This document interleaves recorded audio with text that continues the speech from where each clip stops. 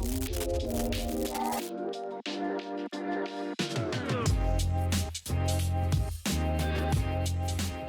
tips for dealing with electrical contractors.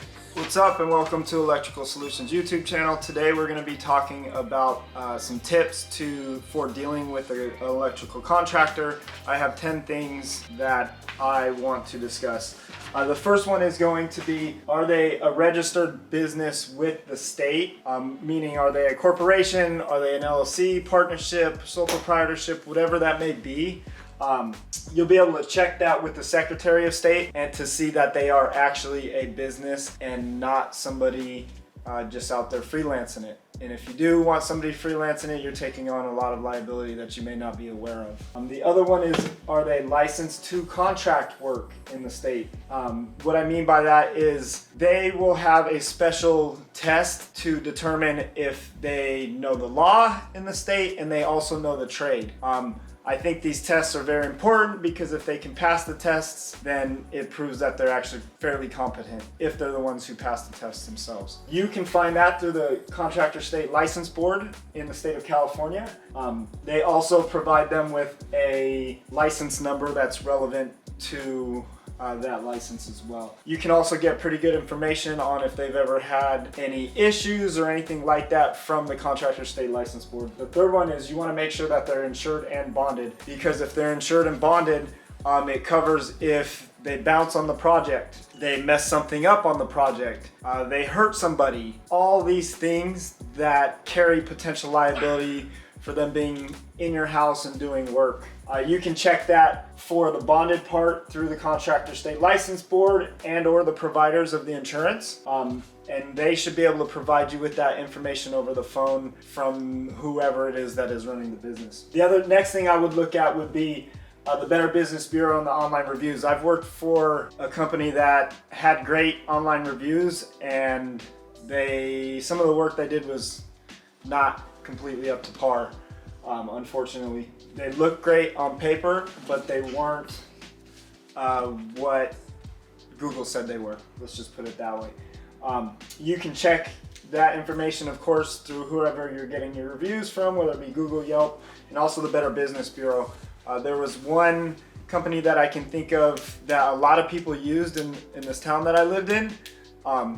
And if you were to check their Better Business Bureau record, it was terrible. And they were ripping old people off and doing some things that aren't exactly kosher. The next thing you would want to make sure is the worker that's actually coming to your house licensed? What I mean by license is he a licensed journeyman in the state that you're in?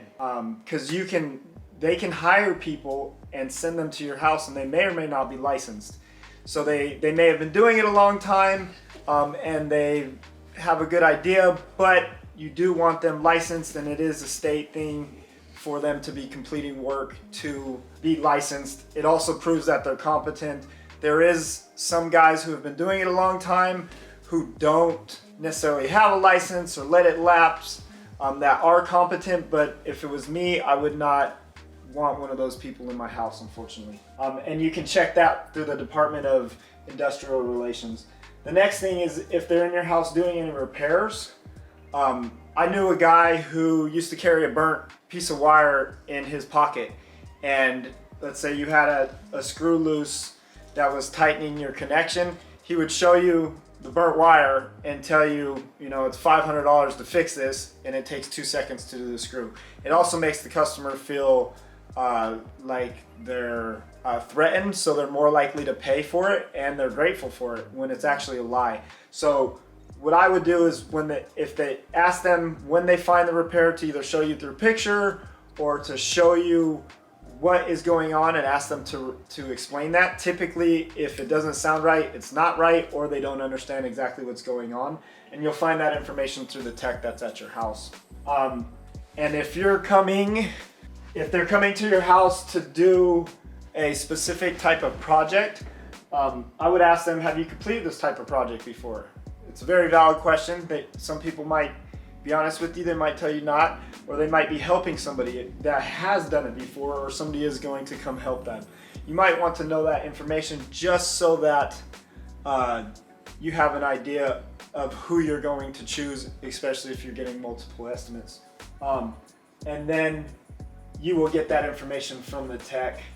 Now, the 8th thing I would ask was, are there any drywall repairs, any stucco repairs, any type of framing repairs, anything like that that you know will need to be done? Because there's certain things that have to have repairs done. I always say, yes, we can do anything.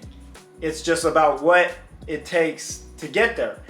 Because if you want your house rewired and you don't want to remove all the drywall, we can do it. It's just going to take longer and we're going to have to do different things. That's just an example.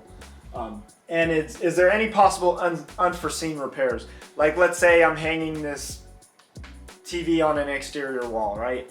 And they typically have fire blocks. Is it possible that we're going to need drywall damage if we don't check it out first? Yes, it's possible. I won't know till I actually get some tools out here and take a look at it. And you'll get that information from the tech. Thank you, son. And then, is the tech that's selling the work also completing the work? Because sometimes you'll get a guy who you really like, and then the person that shows up isn't somebody you exactly like. And if you ask them, hey, are you licensed? You're a licensed journeyman in the state? And they say, yeah. And then they send over Zappy Joe, who doesn't know what he's doing, and he's completing the work, then you have a problem, a potential problem. Not exactly. So you can find that information out from the tech or management as well. The last thing, some people might not like this, but discounts. Some people, unfortunately, will ask if you're getting a discount first, and then build it into the price just to take it off at the end. I personally would not tell them about that you're eligible for a discount till the end, and then have them take that off at the end, because there is unfortunately dishonest people who will say, yeah, we'll give you a discount, and all they're doing is throwing the price up to make it look like they're knocking it off in the end, ultimately giving you not a discount, you're getting the same price. And you can find that information out from the tech or management there. I hope you guys liked the video, and thanks for watching. You want to say bye?